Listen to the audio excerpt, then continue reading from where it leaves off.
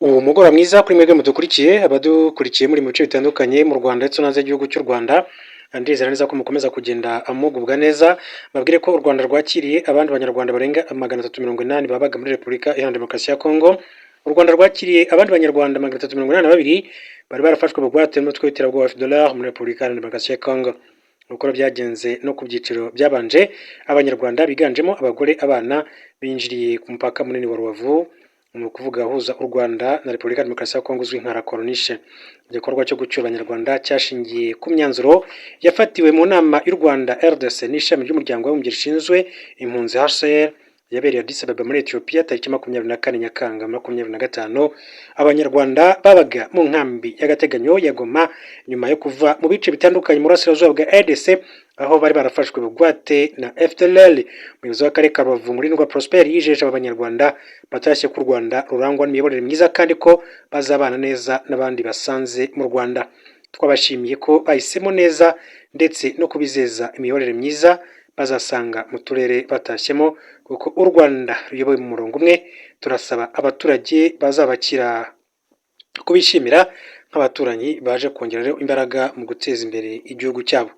Akomeza avuga ko abafite imitungo mu Rwanda bazoroherezwa mu kuyisubizwa kandi ko bazahabwa amakuru y'ukuri abafasha kwinjiza mu buzima busanzwe ku buryo bwihuse kugira ngo rero batunge imiryango yabo. Aba bose bahise rero bashyirwa mu modoka berekezwa mu nkambi y'agateganyo ya Nyarushishi iherereye mu karere ka Rusizi, aho bahererwaga serivisi zitandukanye zirimo iz'indangamuntu bakabona gusubira mu buzima busanzwe. Aba bose iyo bagiye rero gusubizwa mu buzima busanzwe bahabwa amafaranga y'ibanze yo kubafasha gutangira ubuzima, aho urengeje imyaka 18 ahabwa amadolari y'Amerika 188, kuvuga amafaranga agera ku 172 amafaranga 100 by'amafaranga y'u Rwanda. Uri munsi yayo agahabwa 113, no kuvuga 134 by'amafaranga y'u Rwanda. Hanyuma rero ndetse buri wese akaba agenerwa n'ibyo kurya by'ibanze bifite agaciro k'ibihumbi 40 n'amafaranga 800. Akaba rero arabatashye ku bushake bavuye muri Repubulika Iharanira Demokarasi ya Kongo. Urwego ngenzuramikorere rwatangaje ko mu kwezi gutaha ikigo cya leta Ecofleet Solutions Limited kizatangira imirimo yo gutwara abantu mu buryo bwa rusange hagamijwe kunoza uburyo byakorwagamo. Byagarutsweho n'umuyobozi mukuru wa RURA Rugigana Evariste kuri wa 8 Ukwakira 2025 ubwo yari mu nteko ishinga amategeko umutwe wa Sena. Uyu muyobozi yabajijwe n'abasenateri ikiri gukorwa ngo hagabanywe moto zikomeje kwiyongera mu mujyi wa Kigali kandi zatanga igisubizo kirambye mu gutwara abantu mu buryo bwa rusange. Kuri ubu rero u Rwanda rufite moto zigera ku 56,452 zikoreshwa mu bwikorezi rusange. Rugigana yavuze ko muri gahunda yo gukemura ikibazo cy'ubwiyongere bwa moto n'ibinyabiziga by'abantu ku giti cyabo hashyizweho ikigo cya leta cyitwa Ecofleet Solution Limited kigamije gufasha mu kunoza ubwikorezi rusange.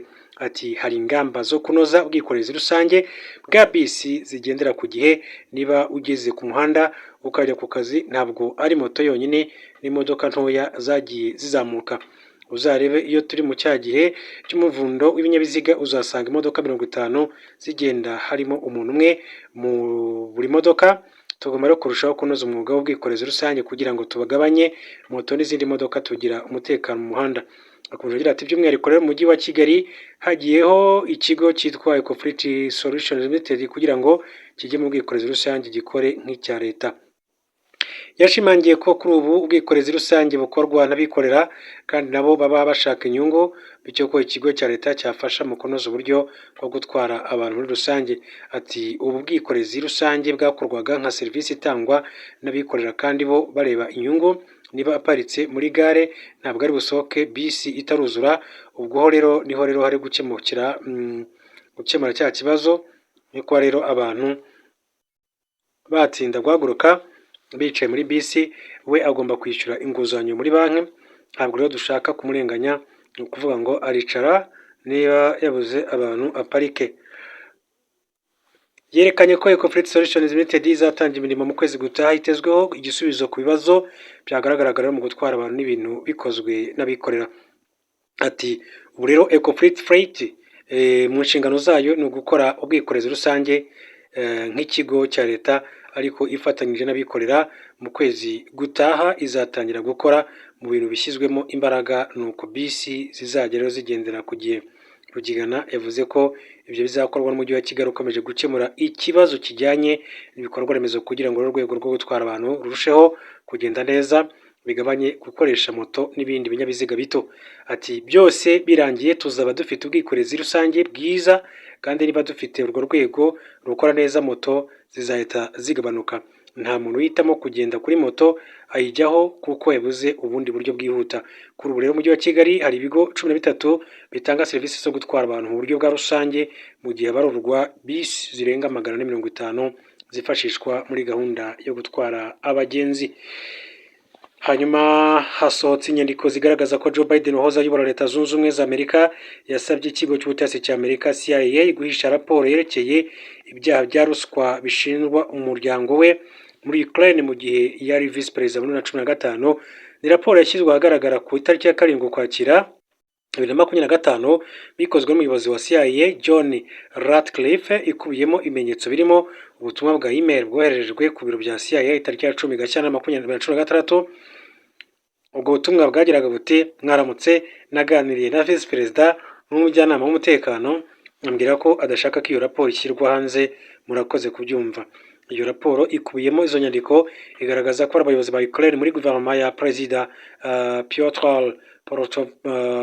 Poroshenko batishimira uruzinduko rwa Perezida Biden muri Ukraine mu Ukuboza 2015.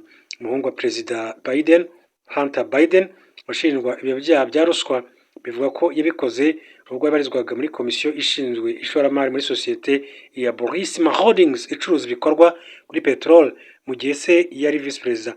Perezida Biden yemeye ko yashyize igitutu kuri Kiev kugira ngo ihagarike umushinjacyaha mukuru wakurikiranaga iyi sosiyete muri 2016, gusa anyamuza iby'uko yigeze guhabwa ruswa cyangwa se kuba yarazi ibikorwa by'umuhungu we. Mu Ukuboza umwaka ushize, Biden yatanze imbabazi rusange ku mwana we zibuza Hunter kuburanishwa ku byaha yakoze hagati ya 2014 na 2024 biyabanye n'ibyo yasezeranye ubwo yiyamamazaga. Ruswa ikabije muri Ukraine yakomeje guteza impungenge ku bayobozi ba Amerika z'uko hashobora kubaho ubujura bw'inkunga ihabwa iki gihugu cya Ukraine. Umuhungu wa Perezida Biden, Hunter Biden, washinjwaga rero ibyaha bya ruswa, yaje guhabwa imbabazi na se ku byaha rero yakoze muri 2014 na 2024.